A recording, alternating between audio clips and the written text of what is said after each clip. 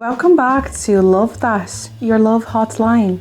We are back to the third episode, and today we are here with Shano and Hannah. So Shano, she's a photographer, and Hannah, she's a visual artist. We're gonna start with Shano. How are you, Shano? I'm good. Thanks for having me on. Thank you for coming. Welcome. So do you believe in love in this generation? How's your love life?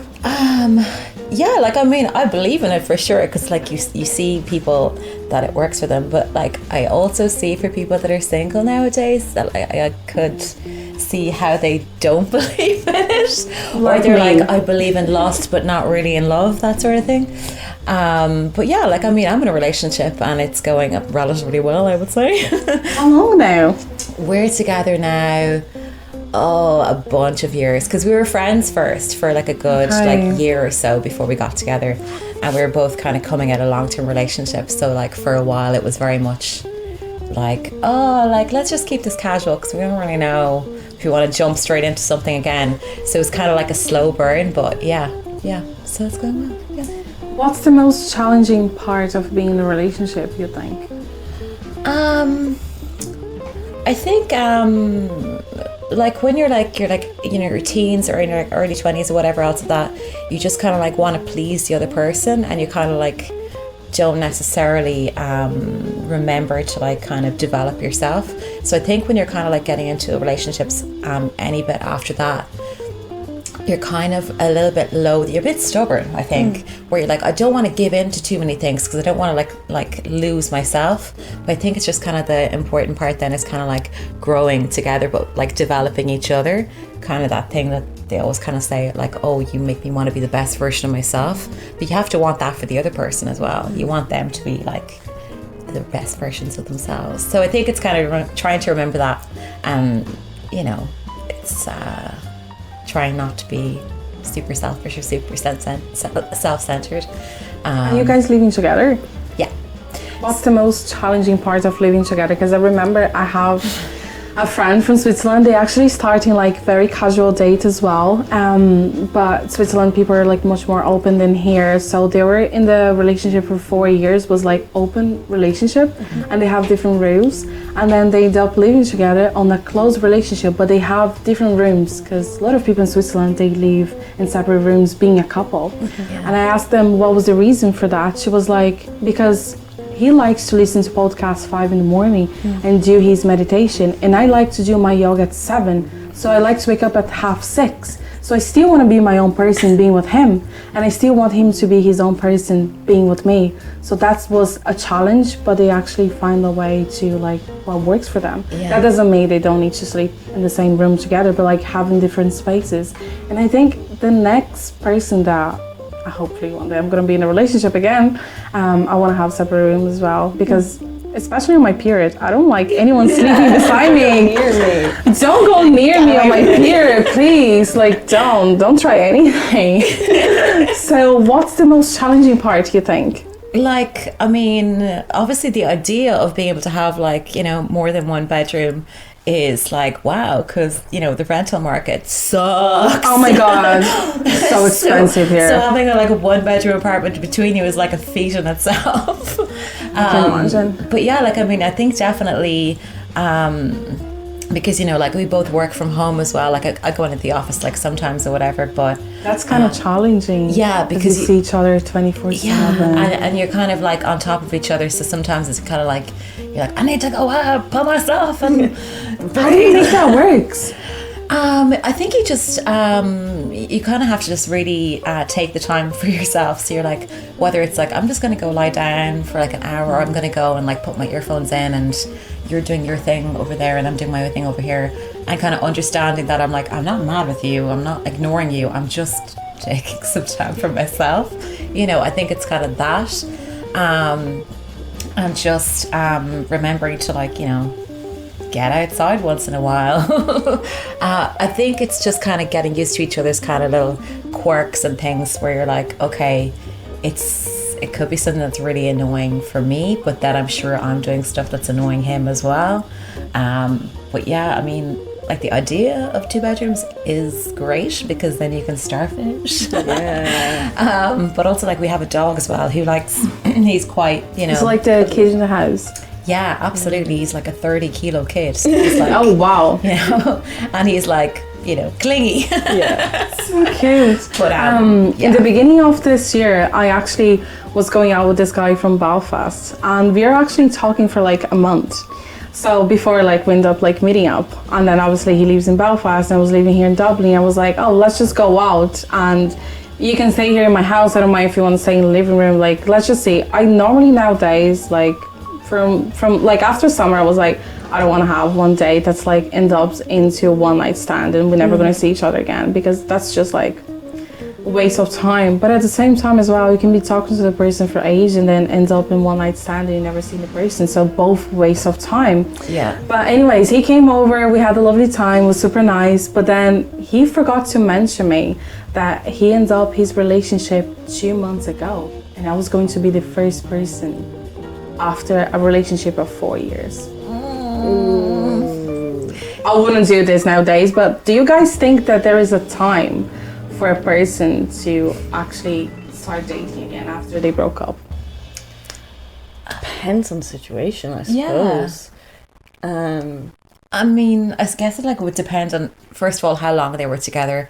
But then sometimes the length of time doesn't make a difference either, because it could be like a super intense relationship for like 3 months where they like just saw each other 24/7 for 3 months. You Was know? that the same with like you and your partner? Like when you guys broke up your previous relationship, you Yeah. guys were the first of each other after? Yeah, exactly. So like both of us at the time were very much like kind of a bit in defense mode, because you're kind of Yeah. like you're trying to just not move on like in terms of like with another person, but just kind of like move on with your life and kind of go, okay, I thought that's the way my life was going, and now it's just taken a different direction. So kind of like, you know, take time to rejig, reevaluate, kind of that sort of thing. So we were both a little bit like, I could speak for myself, certainly I was like, my walls were very much up. And I was like, okay, this is very casual, to the point where like it almost then was later, we're like, we're still saying this is casual and it's obviously not. Like our friends were like, guys, come on, like you're definitely going out, like stop fooling yourselves. And we're like, When do you okay. guys think that's the going out stage? Is like after a month? Is like 3 weeks, 2 weeks, or? Feels like it's like measured on how dependent or how intense the feelings are, more so than Yeah, that's a good answer. Yeah. like you could have a really intense 2 weeks with someone and be like, yeah, I'm made for them. But you can also have like months and months of like slow burn, like, oh, this is a really nice person, I really like this person, and then that could be a good relationship point to note. Does that make sense? Yeah, Yeah. absolutely. I mean, I think as well, it's kind of depending on what the relationships were that you had previous as well. Like, I mean, if they were really like such a great answer. very negative relationships, like, you know, we all have friends that like have hopefully now moved on from people that are like really manipulative or kind of like just really gave them complexes about, you know, one thing or another, or they're very controlling. So then it's just kind of like, if somebody jumps straight into a relationship after that, they're going to just go straight back into bad patterns and kind of like go, oh, I'm just going to try and please this person, or, you know, just kind of change themselves to try and mold themselves into what the other person wants. So I think in those situations, definitely it's like good to kind of take some time, hang out with your friends or your family or whatever it is, and just kind of like come back to yourself, and then you can kind of figure out what it is that you want and what you want from a partner. So yeah, I don't know. That wasn't really an answer. Sorry, just went off on a tangent. That was great. I love it. So let's start with Hannah questions. How are you, Hannah? I'm great. How are you doing? I'm good, Thank you for having me. Of course. We love having you two here. How is your love life going? Crickets, probably. Crickets? Yeah, a little bit. What does that mean? A little slow, but it's nice. It's nice. I'm spending that time on my own, I suppose. Yeah. Are you in any finding- dating apps at the moment? I've given up on them. Okay. It got Like too most tough. of us. Yeah. You can really, like, I can relate. I understand that. I just feel it's like watching a menu that's like never actually there. Yeah. You're just It's like this looking. is like the best like person I could be. This is the perfect image of me I've made on myself. Nobody likes me. I'm kidding. So, did you have any dates like this year that didn't end up like well? I had a few that ended up okay. Yeah.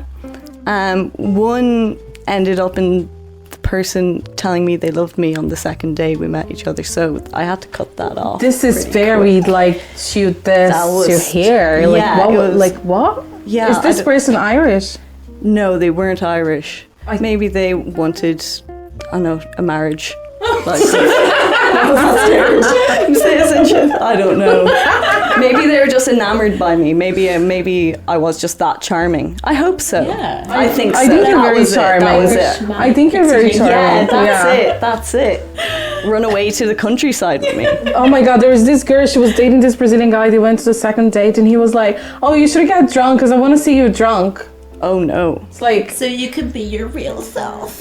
You can be free and falling on the floor. like, what is this? And then he was like, Scary. oh, I think we have a lot in common. She was like, but I barely told you about who I am. Yeah, you I don't was know like, me. what is this? We have so much in common. You haven't asked me any questions. Ask me any questions. Do you normally go out to flirt, Hannah? I don't go out to flirt. Every now and then, if you're in the pub, it's a bit of fun now. Yeah. It's good crack. It's great crack. And especially if you have friends with you, because that's a bit more fun, because then you can like cross-analyze afterwards. Yeah. Do you have a type?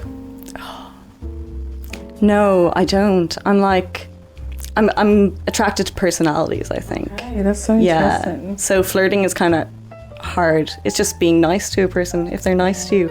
It's if someone respects you, I feel like that's Yeah.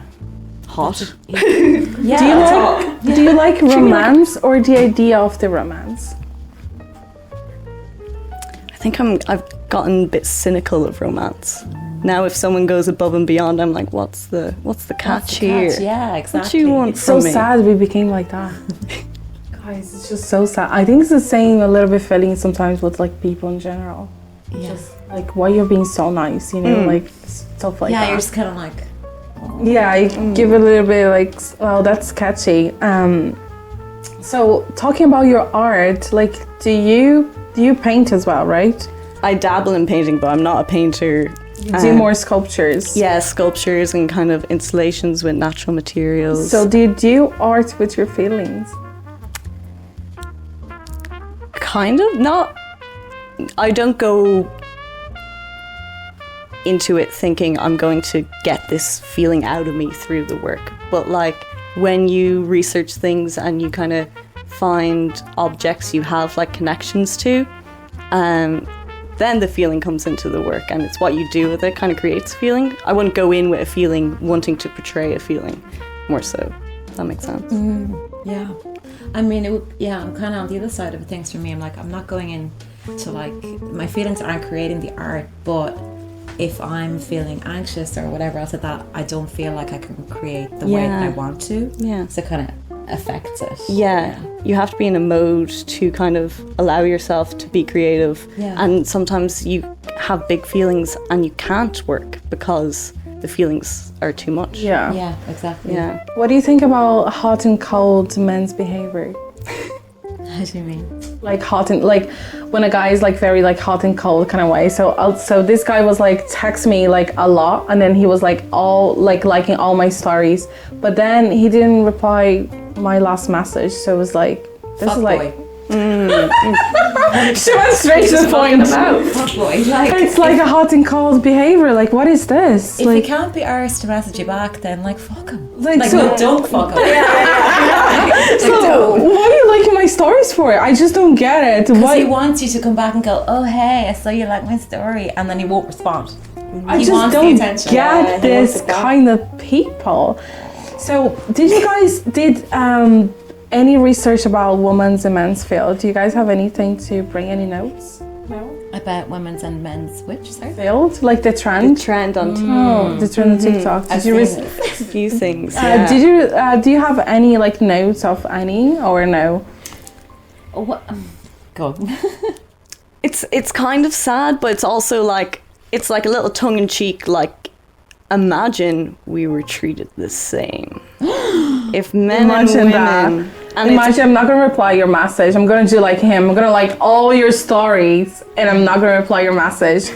I think we're thinking too small. Honestly, I saw something the other day where they basically said in a number of years' time, more than 50% of the world's wealth will be in women's hands. Oh. For the first time ever. So I'm like, that's like, we're thinking too small. We're like, oh, I won't respond to his story. I'm like, no, bitch. I'm gonna take your job. Yeah. I'm gonna take your job. I'm gonna make you work for 20 hours and get paid for 10. Yeah, or we'll just pay you 20% less. Yeah.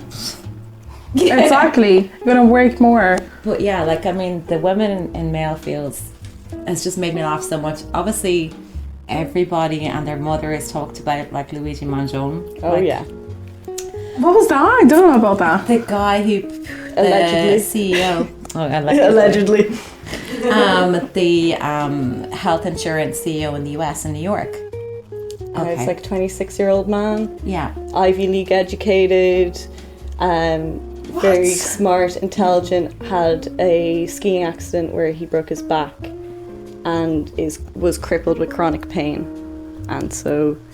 so basically he allegedly shot the CEO of a health insurance company in New York at like 7 a.m. in like one of the busiest parts of New York.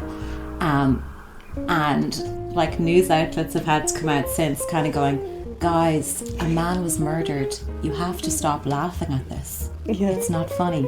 Except the whole world is going, oh, he's health insurance. He's the terrible person. Terrible guy. You know, I mean, led to millions of deaths, hundreds of thousands of deaths. Like they had an AI algorithm that's basically like denying claims. So they were like, literally people are dying because this guy is making so much more money.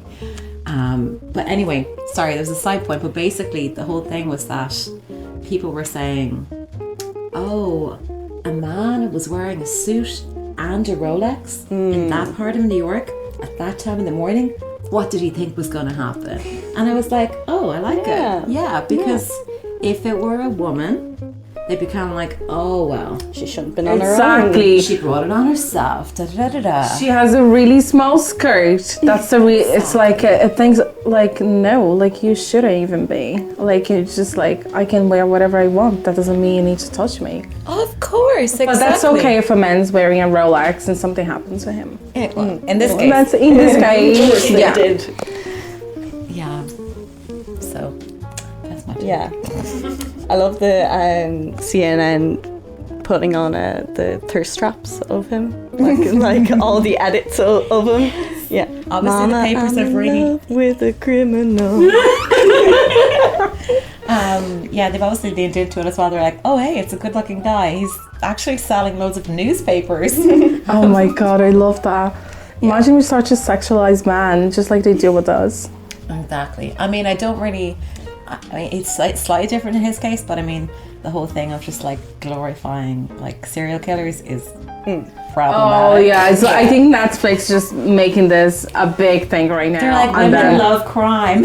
And then I see a lot of people that and I see a lot of people that I know like posting, this is my type for 2025. I was like, a serial killer?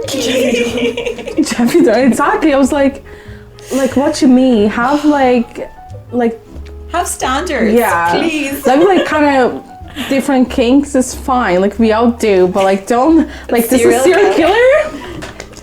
I mean, girl. There's dominant and then there's murder. Yeah, exactly. So thank you very much, Hannah and Hannah, for being part of the third episode. So with this line, we're gonna end the third episode of Love Dash. I will see you in the next one.